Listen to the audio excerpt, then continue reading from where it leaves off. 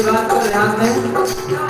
जवान जाएंगे जन्नत में बूढ़ा जा नहीं सकता, और जो दीवाना है मेरे गोविंद का उससे बुढ़ापा आ नहीं सकता।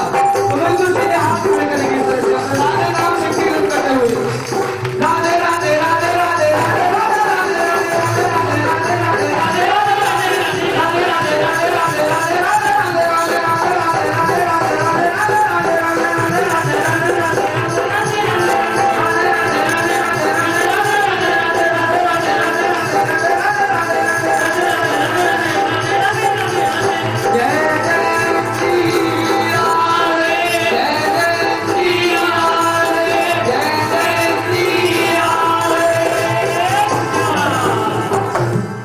बाके बिहारी लाल की जय जय जय श्री राम जय जय श्री राम जय जय हरि हरि कटार के दुनिया हरि कार के हरि हरि कटार के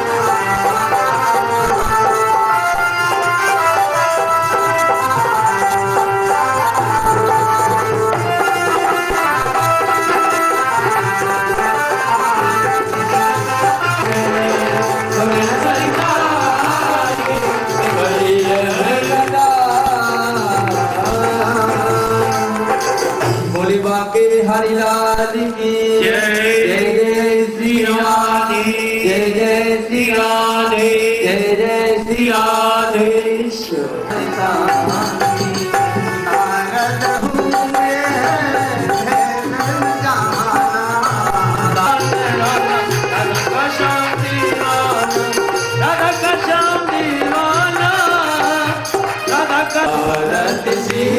राम आयन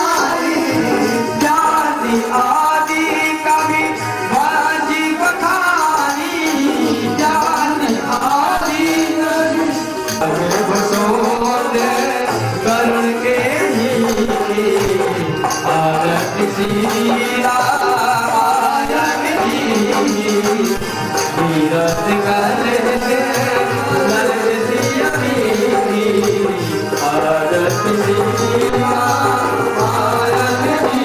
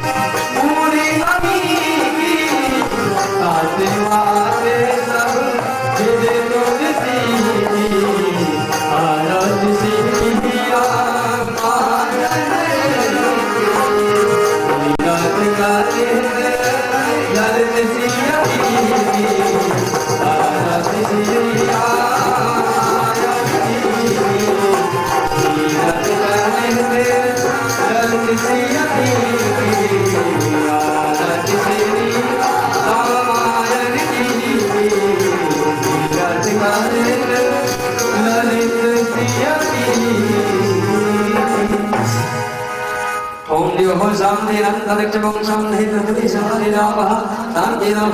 शांति शांति शांति देवा शांति ब्रह्म शांति सर्वं शांति शांति देव शांति शांति ओम देवा सदान धर्मान विद्वान हरि ओम कात्यायनी च विद्महे कन्याकुमारी च धीमहि तन्नो देवी प्रचोदयात् हरि ओम नंदनंदनाय च विद्महे देवकी सुता च धीमहि तन्नो कृष्णः प्रचोदयात् हरि ओम दशरथ नंदनाय च विद्महे कौशल्या पुत्राय धीमहि तन्नो रामः प्रचोदयात् हरि ओम अंजलि सुताय विद्महे वायुपुत्राय धीमहि तन्नो हनुमत् प्रचोदयात् श्रीमन्तकामकुलचम्पकपाटलाभे पुन्नागजात करवीररसाल पुष्पै बिल्वप्रहार तुलसी वनवंशदेवी सम्पूजयामि जगदीश्वरमेव श्रीरा दादा सुगन्ध पुष्पाणि यथा कारोद्भवानि च पुष्पाञ्जलिर्मया दत्ता ग्रहाणं परमेश्वरः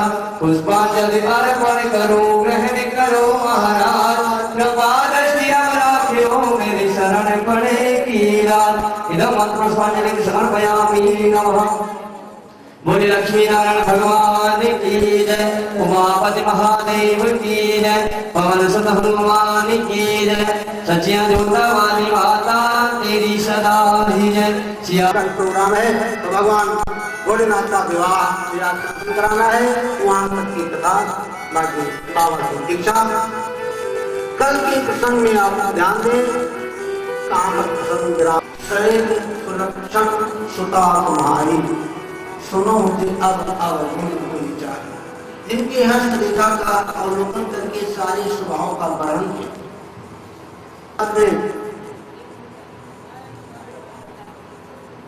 उस हर व्यक्ति के अंदर अच्छाई के साथ साथ एक दो अवगुण होते हैं वो भी साथ साथ बताया और कहा ये सारी बात तो है परंतु अगर ये कन्या भगवान को आगे मोड़ रही है कि हम कभी किसी प्रकार की कोई आपत्ति आए कोई बात पर चल पड़े माता जगत जननी जगदम्बा को देवसी नारद जी ने आदेश दिया उसके अनुसार माता पिता की आज्ञा लेकर के चली गई तपस्या कर बहुत ही कम उम्र में बहुत दिन तक भगवान भोलेनाथ का आराधना किया है देखो हमको प्राप्त कर लिया और हमारे जैसे ज्यादा लंबी उम्र में मार्ग पे आएंगे तो तरह तरह की बात आ जाएगी माता जी तपस्या करती हैं समय काफी बीत गया है लेकिन देवसी नारद जी ने कहा जब तुम्हारी माता पिता तुम्हें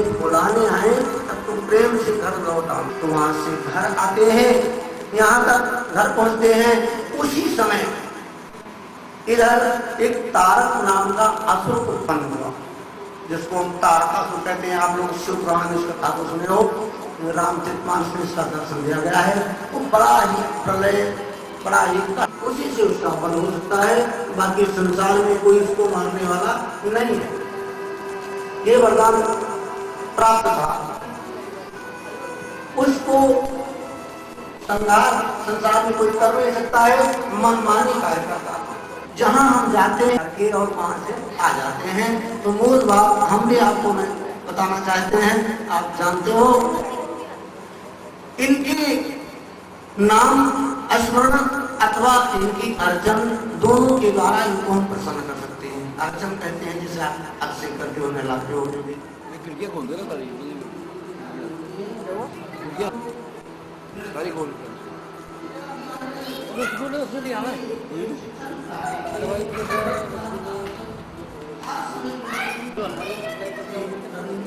शरीर उनका बिना हुआ है, तो उनकी कार्य में हम इसको टेढ़ा मेढ़ा कैसे भी करें, उनकी चीज को हम समर्पित करते हैं भाव विभोर होकर के। इधर भगवान भोलेनाथ सप्त ऋषि लोग को पहले भेजते हैं माता सती की परीक्षा लेने के लिए। भगवान भोलेनाथ तब तैयारी किए हैं परीक्षा।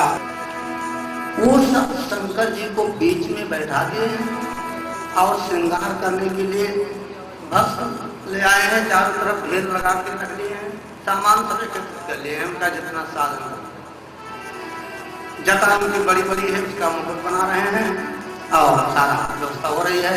बाबा गोस्वामी कैसे कह रहे हैं, शिवाय शंभो गण करहि श्रृंगार, शिवाय शंभो गण करहि श्रृंगार, जटा मुकुट रहि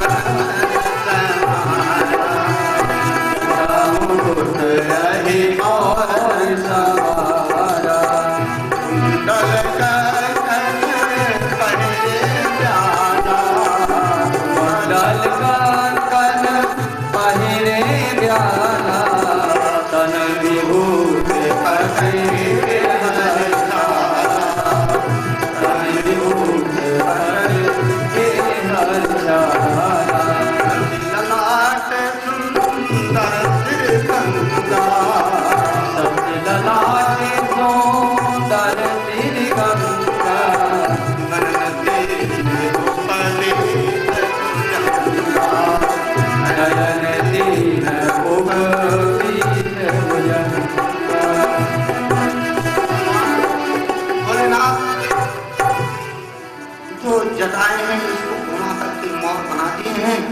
कुंडल और कानों में कुंडल की जगह पर बड़े बड़े प्याल बिच्छू इनको कान में लटका दिए हैं। और हम लोग आभूषण खरीदने जाते हैं तो वहाँ जो 10 की चीजें इसको अगर 100 कहेंगे तो देखकर ले लेते हैं, भाई शादी है क्या करें, और बिच्छू को पंख पे लटका लिए। मानो हमें संदेश दे रहे हैं कि ये धन कहाँ होता है, मणि जहाँ पर सांपों का स्थान होता है वहाँ पर मणि होती है, वहीं पर रत्न होते हैं। तो ये सब धरती की चीजें हैं, यहीं पर छोड़ जाने हैं। इनमें आप समय व्यर्थ मत करो, पैसे का दुरुपयोग मत करो।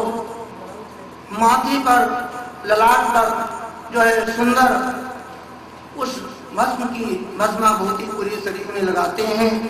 और जो जनेऊ पहन रखे हैं हम लोग, सूत का पहनते हैं, वो शेष नाग को सीधे लपेट लिए हैं। मानो ये कह रहे हैं कि जो काल है उनको गले लगाओ। हम लोग मौत से बहुत डरते हैं, हर व्यक्ति को मौत से डरना नहीं चाहिए, उसको स्मरण रखना चाहिए। मौत हरदम है सर पे खड़ी, नाम भज लो घड़ी दो घड़ी। जितना भी समय मिले उतने देर भगवान का स्मरण हम चलते समय, काम करते समय करते रहे। गरल कंठपुर नर सिर माला, अशिव बीस शिव धाम कृपाला। गरल कहते हैं विष को उन्होंने गले कंठ में धारण कर रखा है। मानो अगर चाहते तो पेट में भी ले जा सकते थे, लेकिन उनके हृदय में भगवान नारायण बसते हैं, उनको कष्ट होता। ऊपर रखते जीवा में तो माता सरस्वती को कष्ट होता, तो बीच में ही उन्होंने लटका दिया है। यानी कोई गलत चीज हो उसको एक साइड में पटक देना चाहिए, बार बार हाथ में आएगी तो आपको दिक्कत देगा। तो ये जो विष है ये नुकसान के अलावा इससे कोई लाभ नहीं है। तो भगवान भोलेनाथ ने स्वयं उठा करके गले में एक साइड डाल दिया। ऐसी अवस्था देख करके, इनका श्रृंगार देख करके कुछ लोग व्यंग्य वचन कहते हैं, जिसको हम लोग हंसी मजाक कहते हैं। देख शिवई सुरते मुस्कानी वरलायक दुल्हन जगनानी। देवताओं की माताएं स्त्रियां जो हैं वो कहते हैं भगवान भोलेनाथ तो ऐसे सुंदर दूल्हा बन रहे हैं कि इनके लायक संसार में तो कोई दुल्हन होगी ही नहीं। ऐसी विचित्र वो कहाँ मिलेगी जो इनको पसंद करेगी। भगवान से अगर हम किसी प्रकार का प्रेम से उनका हम मजाक भी करते हैं तो उसमें भी भगवान हमको भक्ति प्रदान करते हैं। कहते हैं राम नाम का जो है कोई वस्तु है वो कैसे भी हो तो हमारे हृदय के अंदर जाकर लाभ ही देगी। समाज भगवान नारायण जो आदि नारायण है, देखो ब्रह्मा विष्णु महेश तीन देवता इस संसार में सबको मालूम है इस सृष्टि का सृजन पालन और संहार करते हैं। ब्रह्मा सबके मनुष्य के तन का निर्माण करते हैं। भगवान नारायण प्राण डाल करके उनकी रक्षा करते हैं और शिव रौद्र रूप होकर जब आयु पूर्ण होती है तो उसको नष्ट कर देते हैं। जब ये शरीर जर्जर हो जाता है तो उसको दूसरे परिवर्तित करने के लिए नष्ट करना पड़ता है। हर एक चीज जो संसार में आई है एक दिन विलीन होती है। तो ये विवाह हमें ये शिक्षा देता है, हे बंधुओं हम संयमता में शालीनता में बने रहें और जो वस्तु नाश्वर है उसमें फंसकर अपने अमूल्य धन और अमूल्य समय को व्यर्थ न करें। विष्णु भगवान कहने लगे कि भाई सज तो रहे हो सब लोग, लेकिन तुम्हारे पास ऐसे ऐसे साधन हैं, इसको देख करके कुछ लोग डर जाए या कुछ बात हो जाए, थोड़ा अलग अलग चलो। जैसे एक में चलोगे तो लपेट करके गिरोगे, कोई दूसरा सीधा सच्चा व्यक्ति आएगा उसके वैसे प्राण पखेरु निकल जाएंगे। एकदम से नाक फुंकार मार रहे हैं तो अलग अलग हो जाओ। जो साधारण है उनको अलग चलने दो और जो ज्यादा भयभीत करने वाले हैं उनको अलग चलने दो। तो विष्णु कहा सकल बिलग बिलग हुई चलो सब निज निज सहित समान। जब हम प्रस्थान करें विवाह के लिए घर से तैयारी करके तो कहाँ जाते हैं व्यक्ति? सर्वप्रथम किसी देवालय में जाया जाता है। क्यों जाते हैं? कि हम भगवान के चरणों में एक बार नमन करें और जब नमन करें उनसे आशीर्वाद प्राप्त हो जाए तब हम अपनी बारात की तरफ प्रस्थान करें। आज ये पता होती है जब बालक की घोड़ी पर बैठता है तो माताएं भी उसके साथ आती हैं और घर वाले मंदिर में जा करके प्रार्थना करते हैं कि दाम्पत्य जीवन में प्रवेश कर रहे हैं, इनको आप आशीर्वाद प्रदान करें। वहां से चल देते हैं और मन ही मन भगवान भोलेनाथ आज मुस्कुरा रहे हैं।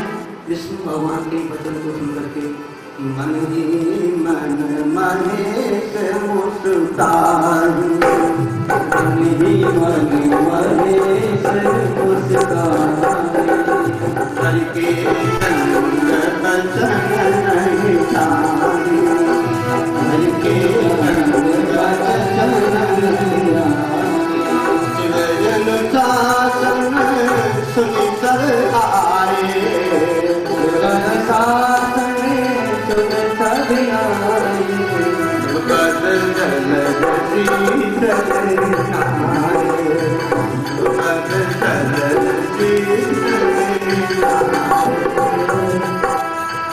भगवान भोलेनाथ की आज्ञा पाते ही जितने संबंधी हैं और जितने हैं वो सब आते हैं इनके चरणों में नमन करके और सब खड़े हो गए कि अब हमारे लिए क्या आज्ञा है। बिना घर के मालिक के पूछे बराती तैयार होके नहीं चल देना चाहिए। जैसे किसी की शादी हो आपसे अच्छा लगता हो तो वो चलते समय उसको कहना चाहिए चलो भाई हमारे साथ बारात में, नहीं तभी आपने बिना तय हो गया बिना पूछे ही सब चल के आप चलते हैं। यहाँ पर भगवान भोलेनाथ के वचन का इंतजार कर रहे हैं जो इनके सभी संबंधी हैं। और कुछ लोग आज तो कोई घर में एक को बुलाए हैं तुम साथ साथ सब कर देते हैं, चलो वहाँ आराम से प्रदर्शन किया जाएगा। इधर भगवान भोलेनाथ की तरफ जब सबकी दृष्टि देखा, भगवान समझ जाते हैं कि इन सब भक्तों की इच्छा है, तो अब मेरे विवाह में नहीं जाएंगे तो इनको कहाँ अवसर ऐसा मिलेगा, क्योंकि उनका शरीर ऐसा है। हर व्यक्ति समझदार है, अंगहीन, अंध, बधिर, तंगहीन ऐसे व्यक्ति को कोई सन्मुख देकर यात्रा करना नहीं चाहता है, जिसको हम स्वप्न में या हर तरह से अशुभ मानते हैं। तो भगवान भोलेनाथ उन अशुभ को गले लगाते हैं। क्यों? कह रहे हैं मानो जिसको हम बेकार समझ रहे हैं वो भी हमारे लिए अनुकूल हो सकते हैं। समय किसी का इंतजार नहीं करता बंधुओं, समय के अनुसार अनुकूल प्रतिकूल हो जाती है और प्रतिकूल अनुकूल हो जाती है।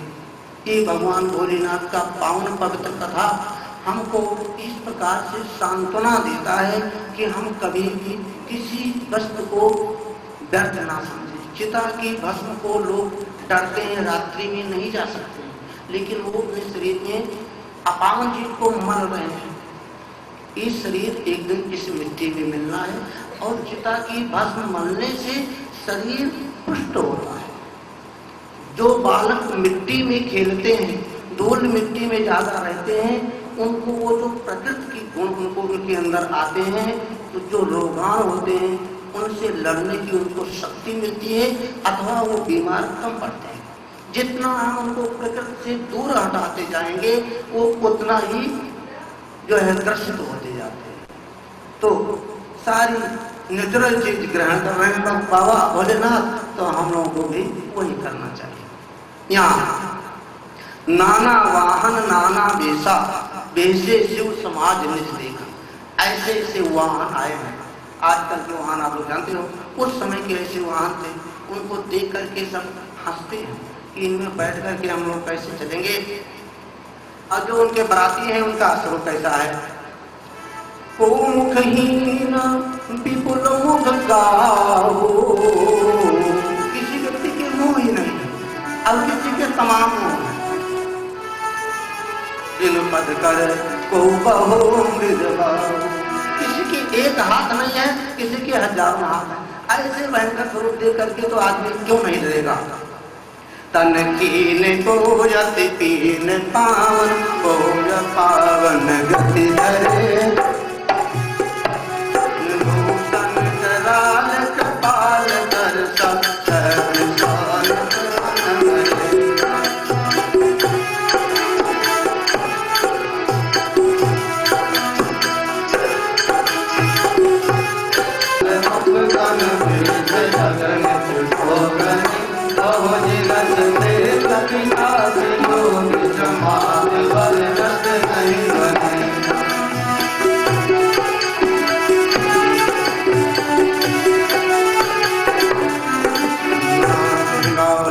पर्वतरंगी भूत चल दिखत यति विपरीत, मौन वचन विपरीत विधि। तरह तरह की वो बोलियां बोल रहे हैं और तरह तरह की वो नृत्य कर रहे हैं। खूब एक इतना नृत्य करते हैं कि उनके शरीर एकदम से मुड़ करके गोल हो जाते हैं, उड़ जाते हैं और फिर आकर धरती पे आ जाते हैं। तो जैसे इनकी बारात भगवान भोलेनाथ की चली। आज देखो जानकी जी के प्राकट्य दिवस है, भगवान की कृपा से जानकी जी की प्राकट्य दिवस के दिन भगवान भोलेनाथ का विवाह पड़ा है। अथवा माता जानकी और पार्वती में किसी प्रकार का कोई भेद नहीं है, और शिव और भगवान राम में कोई भेद नहीं है। भगवान शिव राम को भजते हैं और राम जी शिव। शंकर प्रेमम द्रोही, शिव द्रोही ममताज, नर करें कल्प भर घोर नरक। शिव द्रोही मम भगत कहावा, सो नर सपनों मोह न पावा। यानी हमें अगर भेद रख करके पूजा करते हैं, किसी भी देवता में भेद नहीं रखना चाहिए। देखो यहाँ हम कथा सुनते सुनते कई चीज दैनिक ज्ञान को प्राप्त करते चलना चाहिए। तो इधर भगवान नारायण और भोलेनाथ में किसी प्रकार का भेद नहीं है, ये दोनों एक ही हैं। तो माता सीता जी के जन्म के अवसर के उपलक्ष्य उस तिथि उस मुहूर्त पर भगवान भोलेनाथ का विवाह हो रहा है। उधर जानकी जी की जो प्राकट्य हुआ है उसके बारे में थोड़ा बात यहाँ पर अवश्य बता दें। रामचरित मानस में जानकी जी के प्राकट का बहुत थोड़ा संकेत है, वो कथा आपको आगे प्राप्त होगी। आज उनके जन्म दिवस के समय 2 बात बता देता हूँ, कुछ आप लोग जानते भी हैं। जानकी जी इस संसार में कैसे आई हैं और भगवान राम इस संसार में कैसे आए हैं, ये दोनों एक ही, ये शक्ति है और वो भक्ति है। इन दोनों को किसी के तन से उत्पत्ति होने का कोई प्रयोजन ही नहीं था, ये स्वतः प्राकट्य होते हैं। राम जी भी स्वतः प्राकट्य हुए हैं, इनके पिताजी राजा दशरथ भी स्वतः प्राकट्य हुए हैं, और राजा दशरथ के पिता राजा आज स्वतः प्राकट्य हुए हैं, और इनके पिता राजा दिलीप भी ऐसे प्राकट हुए हैं। दिलीप के पिता राजा सगर, आदि की वंशावली, इनकी कुछ व्याख्यान कल राम जन्म के समय दिया जाएगा। तो माता जानकी जी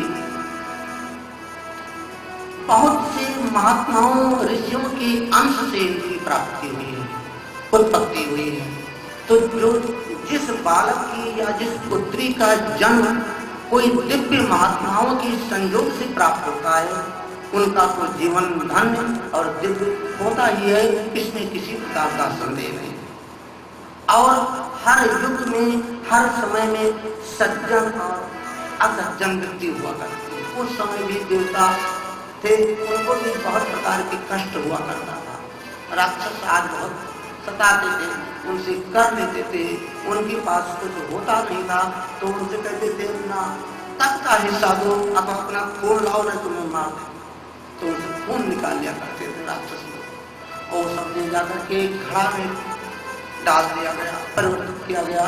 फिर उस घड़ा को जब तैयार किया गया तो देवर्षि नारद, देखो संत महात्मा हर जगह आगे की होने की घटना को सुधारते रहे, इसीलिए कहा गया है कि संतन के बतलाए हुए रास्ते पर चलने से कभी किसी प्रकार की व्यवधान नहीं आ सकता। उन्होंने विचार किया कि एकत्रित तो ये कर लिया है, अब ये रखिएगा कहाँ, इसलिए सर्वप्रथम वहां पर पहुंचते हैं और कहने लगे कि ये जो कुंभ है इसको आप जहां रखेंगे वो अनिष्टकारी होगा। तो इन रावण आज जो राक्षस थे, इनसे और विदेह राजा जी से शत्रुता थी, तो इन्होंने विचार किया कि बिना मेहनत से ही शत्रुता का बदला मिल जाए, इससे बढ़िया साधन क्या होगा, इस घड़ा को उठा करके तो जाके उनकी नगरी में दबवा दिया, धरती के नीचे विदेह राजा के। उनके भी कोई संतान थी नहीं। माता जानकी जी के प्राकट्य भगवान भोलेनाथ के विवाह के बीच में हम इसलिए कर रहे हैं, आप सोच रहे होंगे अभी वो प्रसंग छोड़ के इसके क्यों आ गए। जब तक शक्ति की उत्पत्ति नहीं होगी तब तक उनके पति कहाँ आएंगे, अर्थात माता जानकी में और माता पार्वती में किसी प्रकार का अंतर हमें नहीं समझना चाहिए। इसीलिए कहा गया है नमो देव्यै महादेव्यै, जो देवी हैं उनको भी नमस्कार कर रहा हूँ और जो महादेव की देवी हैं उनको भी उसी रूप में नमस्कार करता हूँ। तो वहां पर जब रखवा दिया गया, समय बीतता गया, किसी ने आकर के इनसे कहा रावण से कि आपने उस घड़े को जहां पर रखवाया है वहां पर तो बड़ा चमत्कार हुआ। चमत्कार क्या हुआ कि उस स्थान पर सूखा पड़ा था।